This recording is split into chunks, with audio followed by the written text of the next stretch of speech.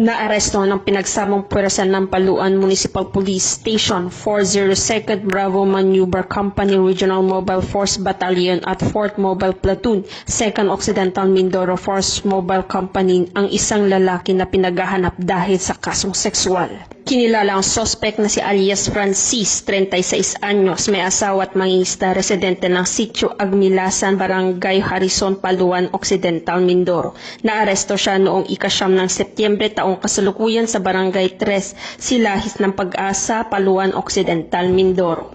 Ayon sa ulat, inaresto si Francis sa bisa ng warrant of arrest na inilabas ni Honorable Catherine R. Marino Monsod ng Branch 10 Family Court, Mamburao, Occidental, Mindoro. Siya ay nahaharap sa kasong paglabag sa sexual assault na may kasamang rekomendasyon na piyansa ng 200,000 pesos para sa bawat kaso, acts of lasciviousness na may rekomendasyon na piyansa na 180,000 pesos at statutory rape in relation to Republic Act 7610 na walang rekomendasyon na piyansa. Sa kasalukuyan, nasa kustodiya ng Paluan Municipal Police Station si Francis para sa karampatang disposisyon. Ang kanyang pag-aresto ay isang hakbang patungo sa katarungan para sa mga biktima at isang paalala ng mga nagkasala ay mananagot sa kanyang mga ginawa.